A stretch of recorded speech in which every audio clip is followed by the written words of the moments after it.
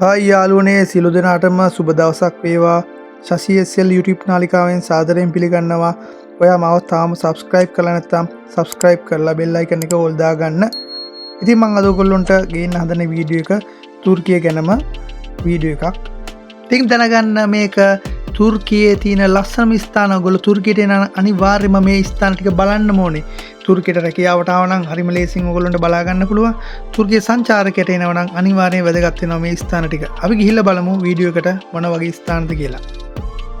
ආසියාවයි යුරෝපේ පාලම තමයි ව්‍යාකරණ පාලම තමයි තුර්කිය කියන්නේ. තුර්කියේ හදවත බඳු නගරය තමයි ඓතිහාසික ඉස්තාම්බුල්. අපි ඉස්තාම්බුල් වලින් පටන් ගමු. මුලින්ම එහි තියෙන ඉපරණි ස්ථාන මොනවද කියලා.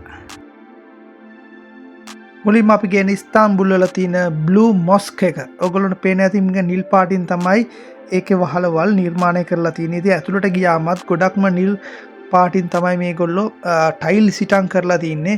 ඉතින් ඒකින්ද බ්ලූ මොක්ස් කියලා තියෙනවා. මේක තින්නේ ඉස්තාම්බුල් වල එමිනුණු වල. ඔයගොල්ලන්ට අනිවාර්යෙන් ඉස්තාම්බුල් වලට ගියා නම් මේක බලා ගන්න පුළුවන්. හරි ලස්සන ඉතිහාසයක් තියෙන බොහොම ප්‍රාග් ඉතිහාසයක් තියෙන මේක මුස්ලිම් දේවස්ථානයක්. ඉතින් අනිවාර්යෙන් මේක බලලා මේකෙන් තියෙන ඔයගොල්ලන්ට ඉපරණි තුර්කියේ ප්‍රෞඩත්වය ඔයගොල්ලන්ට මේකෙන් දැක ගන්න පුළුවන් වෙනවා. අනිවාර්යෙන් එන බ්ලූ මොස්ක් එක බලන්න අමතක කරන්න එපා. යාළුවනේ ඊළඟට යමු තුර්කියේ වඩාත්ම මැජිකල් තැනකට කැපඩෝනියාව. ඒ කියන්නේ ඇන්තෝලියා කලාපේ තමයි ඒක තියෙන තුර්කියේ. ඉතින් ඔයගොල්ලන්ට එම ගියාම බලන්න පුළුවන්. ෆේරි චිමිනිස් තියෙනවා. කේව් හොටෙල්ස් ගල්හුවාවල තියෙනවා. හොටෙල් තියෙනවා. අන්ඩර්ග්‍රවුන්ඩ් සිටිස් ඒ වගේ උදෑසන ඔයගොල්ලන්ට එයා බැලුම්ස් වල ගිහිල්ලා මේ වගේ ලස්සනට සිරි නලබන්න පුළුවන්. ඉතින් මේක ලෑන්ඩ්ස්කේප් එක බලනකොට ඔයා හිතන්නේ ඔයා අනිත් ලෝකයකට ඉන්නවා වගේ. ඉතින් ඒක ඇත්තටම හරි අමුතුම අත්දැකීමක්. ඉතින් ඊළඟට ඔයගොල්ලන්ට තියෙන ගවර්න්මන්ට් ඕපන් එයාර් මියුසියම් එකක් තියෙනවා. ඉතින් ඒ අනිවාර්යෙන් ඒවට ගිහිල්ලා හොඳ අත්දැකීමක් ගන්න. ඉතින් ඒවා ඇත්තටම වෙන තුර්කියෙන් එරෙන්න වෙන කොහෙන්වත් ඒ වගේ අත්දැකීම් ගන්න වෙන්නේ නැහැ. ඉතින් යාළුවනේ ඔයගොල්ලෝ මං ආයි ගෙනියන්නේ අමුතුම තැනකට. ඒකත් බලන්නකෝ කොහොමද කියලා පේනව නේද? කොහෙද ඒ තියෙන්නේ? පමුක්කාලේ. මේක තමයි ලෝකේ ලස්සනම කපුබිම. සුදු බලන්න ඔයගොල්ලන්ට ට්‍රැවල් ටයිම් ටෙරස් එකක් පේනව නේද? ඒකේ ඇතුලේ උණුසුම් මිනරල් පූල්ස් තියෙනවා. ඊට පස්සේ එතනම තියෙනවා හයිරෝපොලිස් පුරාණ නගරය. ඉතින් ඔයගොල්ලන්ට අනිවාර්යෙන් මේ වතුරේ ඇවිදිනකොට තේරෙවි වෙනමම පාරාදීසයක ඉන්නවයි කියලා. ඉතින් අනිවාර්යෙන් ඔයගොල්ලෝ සංචාරය කරන්න එනවනම් මෙතන මග හරින්න එපයි කියලා මම ආරාධනා කරනවා. ඊළඟට මම ඔයගොල්ලෝ අරන් යන්නේ මේ ලෝක පුදුම කරපු තැනක්. එෆිසස්.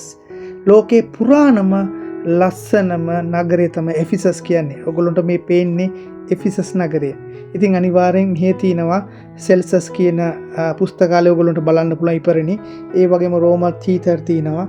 ඉතින් අනිත් එක තමයි ලෝකේ පුදුම 7න් ඉපරණි ලෝක පුදුම 7න් එකක් වෙච්ච ටෙම්පල් ඔෆ් ආර්ටෙමිස් එකත් අනිවාර්යෙන් මේ එෆිසස් වල තමයි ඔයගොල්ලන්ට බලා ගන්න පුළුවන්. අනිවාර්යෙන් තුර්කියට යනවා නම් අනිවාර්යෙන් මේ නරඹන්න. මොකද ඔයගොල්ලන්ට මෙතෙන්ට ගියාම කිස්තු වර්ෂ పూర్ව 10 වෙනි සියවසට ගිහින් ආව වගේ කියලා ඇඟීමක් දැනෙනවා. ඉතින් ඒ රසවින්දිනේ විඳින්න අනිවාර්යෙන් තුර්කියට එනවා නම් මේ ස්ථානට නොයාම ඉන්න බෑ ඔයගොල්ලන්ට. අන්තාලියා කියන්නේ තුර්කියේ දකුණු වෙරළේ තියෙන ලස්සනම ටුවරිස්ට් සිටි එකක්. ඉතින් මේකේ තියෙනවා ටර්ක්වයිස් කියන වෙරළක් තියෙනවා. ඉතින් ඒක ෆේමස් මේ වෙරළ තීරයක්. ඒක ඔටුන්නේ තියෙන මෙනිකක් හැටියට තමයි හඳුන්වන්නේ. ඒ කියන්නේ මේ ඒරියා එක ගොඩක්ම හිත් ගන්නා සුළු සහ බොහොම ප්‍රසිද්ධ ඒරියා එකක් මේ වෙරළ තීරය. අන්තාලියා වල තියෙන්නේ crystal clear blue water beach එකක්. ඉතින් මේක ගත්තම ඔයගොල්ලන්ට ස්විමින් කරන්න පුළුවන්. අනිවාර්යෙන් රිලැක්ස් වෙන්න පුළුවන්. එතකොට අවුව තපින සන්සෙට් වලට view එකක් තියෙනවා. හොඳ view වගේම ඒ කියන්නේ මාර රිලැක්ස් වෙලා ඔයගොල්ලන්ගේ දවස ගත කරන්න පුළුවන්. හරි ලස්සනට රිලැක්ස් ඉන්න එකේ. ඉතින් අන්තාලියා බීච් එක එහෙම තමයි. ඔව් ඉන්න. තාම අන්තාලියා ගැන කියලා ඉවර නැහැ. අනිවාර්යෙන් යන්න ඕන තැන තමයි ඩුඩාන් වෝටර්ෆෝල් කියන්නේ. ඒ කියන්නේ එතෙන්ට ගියාම ඔයගොල්ලන්ට අනිවාර්යෙන් කෙලින්ම මුහුදට වතුර වැටෙන වෝටර්ෆෝල්ස් දකින්න පුළුවන්. ඉතින් මේක ෆොටෝ ගහන්න ඔයගොල්ලන්ට මොන හරි කන්ටෙන්ට් කරනවා නම් අනිවාර්යෙන් යන්න ඕනේ තැනක් තමයි ඩුඩාන් දියැලි කියන්නේ.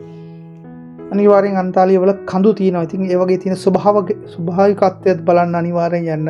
ඉතින් ඔටෝමන් අධිරාජ්‍යයේ ඒ කාලේ තිබිච්ච නටමුන් හැමත් ඔයගොල්ලන්ට දැක ගන්න පුළුවන්. අනිවාර්යෙන් අන්තාලිය නම් මිස් කරගන්න මේපා තුර්කියට එනවනම්. අන්තාලියේ ඉන්න මගේ යාළුවනේ මොකද ඔයගොල්ලෝ මේ තැන් වලට ගිහිල්ලා තියෙනවද? පොඩ්ඩක් කමෙන්ට් එකක් දාන්න අනිවාර්යෙන් ගිහිල්ලා තියෙනවනම්.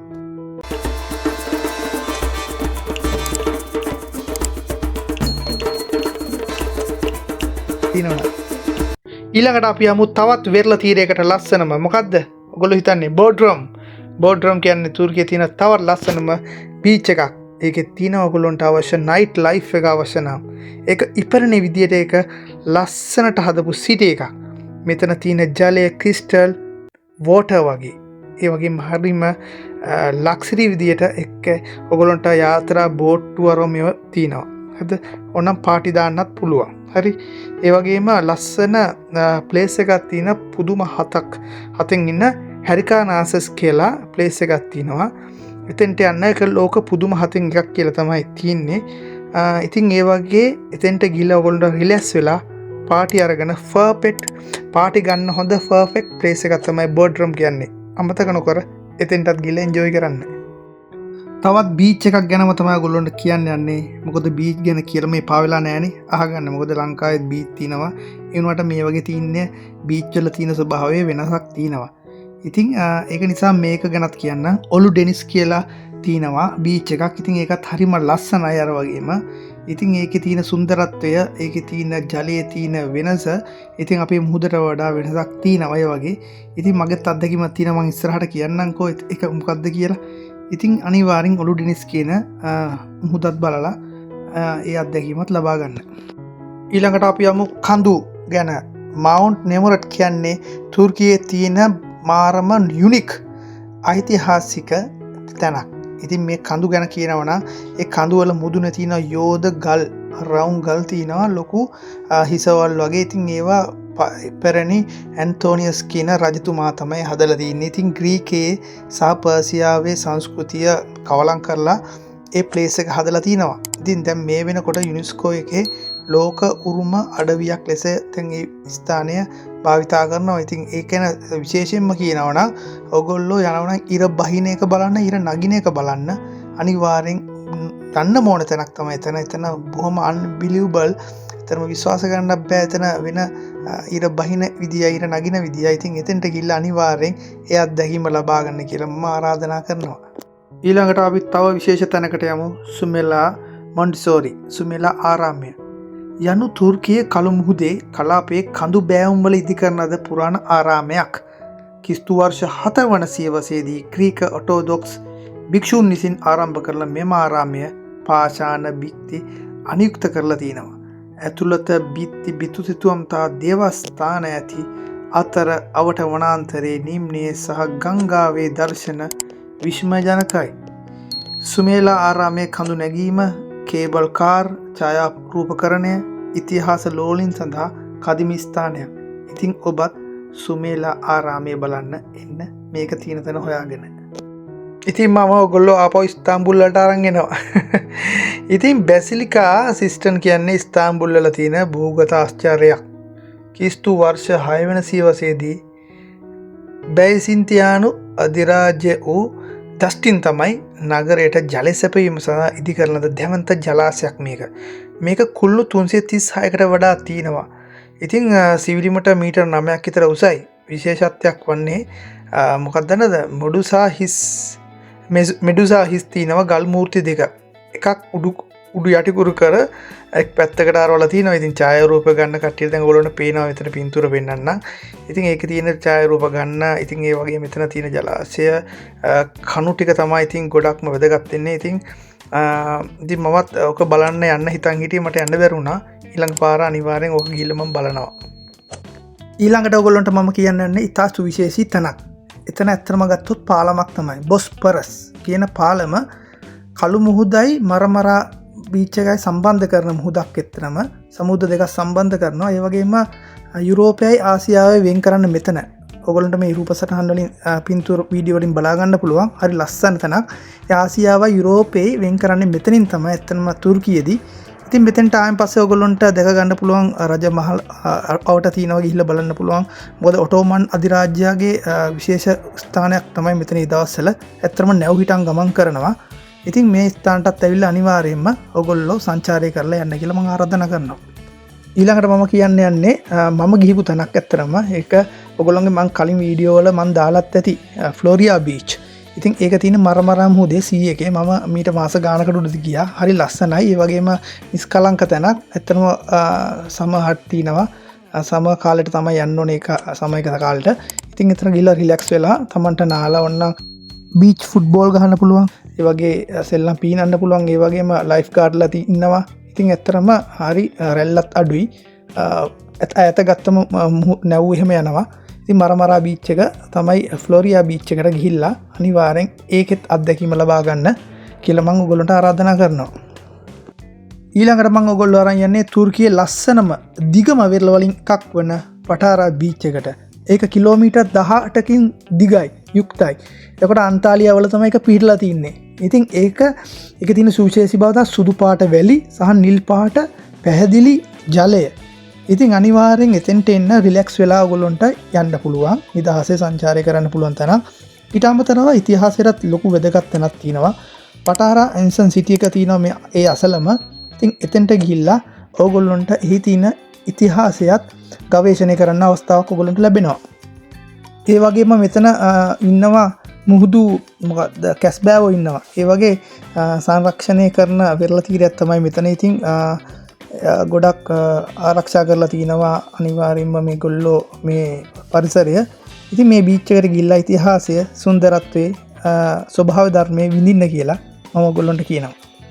ලෝක ඉතිහාසයේ ප්‍රසිද්ධම පුරාණ නගරයක් වන ට්‍රෝයි වෙත ඔබ සාදරයෙන් පිළිගන්නවා. මේ අද චනක්කලේ කියන ප්‍රදේශයේ තමයි පිහිටලා තින්නේ. වසර දහස් ගණනක් පැරණි නගරයක් මේක. ලෝකයේ ප්‍රසිද්ධම පුරාණම නගරයක් වෙන ට්‍රෝයි වෙත ඔබ සාදරයෙන් පිළිගන්නවා. ඉතින් අද චනක්කලේ කියන ප්‍රදේශයේ පිහිටලා තියෙන වසර දහස් ගණනක් පුරාණ නගරයක් තමයි මේ චනක්කලේ තියෙන ට්‍රෝයි. ඔයගොල්ලෝ දැකලා ඇති ට්‍රෝයි කියන්නේ ලෙජෙන්ඩරි ට්‍රොජන් වෝ එක තිබුණේ එතන තමයි. ඒ කියන්නේ ග්‍රීක සිම්පතියන් ට්‍රොජන් අශ්වය අරගෙන ඒ නගරේ ජය ගන්න තියෙන කතාව ඔයගොල්ලෝ ජනප්‍රියයි නේද? ඉතින් ඔය ෆිල්ම් එක බලලා ඇති ඔයගොල්ලෝ අර අශ්වය ගෙනෙල්ලා යුද්ධ කරන හැටි අන්න එතන තමයි. ඒක තියෙන්නේ තුර්කියේ. ඉතින් මේක යුනෙස්කෝ ලෝක උරුමයක් ලෙසත් පිළිගෙන තිනවා. ඉතින් විශේෂම දෙයක් තමයි ට්‍රෝ එක වාර කිහිපයක් නැවතනට ගොඩලා තියෙන එක. ඒ නිසා මෙතන ලේයර්ස් 9ක් පමණ පුරාවිද්‍යා ස්තර හම්බෙනවා. ඔයගොල්ලෝ විශ්වාස කරන්න අදටත් ඔබට පුරාණ ගොඩනැගිලි නගර බිත්ති ෆේමස් වුඩන් හෝස් රිප්කා ඒක දැක ගන්න පුළුවන්. ඉතින් ට්‍රෝයි කියන්නේ ලෙජෙන්ඩරියක්. ඔයගොල්ලෝ අනිවාර්යෙන් එමයිසින් ප්ලේස් එකක් මෙතන. මෙතෙන්ට තුර්කියට එනවා නම් මග හරගන්න එපා. මෙතෙන්ට බලලම යන්න. ඔයගොල්ලෝ ඉතිහාසයට කැමති ෆිල්ම් බලලා තියෙනවා. ඉතින් ඒගොල්ලොන්ට එතෙන්ට ගියාම දැක ගන්න පුළුවන්. ඇත්තටම ජීවවානම එතෙන්ට ඒ කාලෙට ගියා වගේ ඔයගොල්ලන්ට දැක ගන්න පුළුවන් එතෙන්ට ගියාම. අනිවාර්යෙන් එවිල්ලා යන්න. ඉතින් යාළුවනේ ඔයගොල්ලන්ට මම අද ගෙනාවා තුර්කිය ගැන තියෙන සුපිරිම ස්ථාන 15ක් විතර ගැන කියලා දිනවා. ඉතින් අනිවාර්යෙන් ඔයගොල්ලෝ එනවා නම් මෙන්න මේක අනිවාර්යෙන් පිළිපදින. ඉස්තාම්බුල් වලට එනවා නම් දවස් 4-5ක් තියාගන්න. හොඳේ. ඉතින් කැපඩෝසියාවට එනවා නම් දවස් 3ක්වත්. හරි. එතකොට අන්තාලියා ප්‍රමුඛාලේ පිහෙස් වලට ගෙනව නම් දවස් 4-5ක් තියාගන්න තව. ඒ කියන්නේ මුළු ට්‍රිප් එකටම දවස් 12ක් 15ක් වගේ තියාගන්න. ඔයගොල්ලන්ට ඊ-වීසා ගන්න ලේසි. තුර්කිෂ් එයාලයින් එක හරහා එන්නත් ලේසි. ඕනකොට ඩුබායි හරහා වුණා බජට් ෆ්ලයිට් එකකින් එන්නත් පුළුවන්. ඉතින් ඔයගොල්ලෝ තුර්කියට ඇවිල්ලා තිනවද? ඉතින් කමෙන්ට් කරන්න. ඒ වගේම මොකක්ද ඔයගොල්ලෝ කැමතිම ප්ලේස් එක ෆේවරිට් ප්ලේස් එක ඇවිල්ලා තිනවනම් ඒ වගේම ලයික් කරලා සබ්ස්ක්‍රයිබ් කරන්න මාව. ඉතින් මම ආරාධනා කරනවා ඔයගොල්ලන්ට තව මොනවා හරි දැනගන්න තියෙනවා නම් තව වීඩියෝ එකකින් මම ගේන්නම්. අනිවාර්යෙන් එකක් කමෙන්ට් දාන්න. එහෙනම් මම ගිහින් එන්නම්. සියලු දෙනාටම සුබ දවසක් වේවා.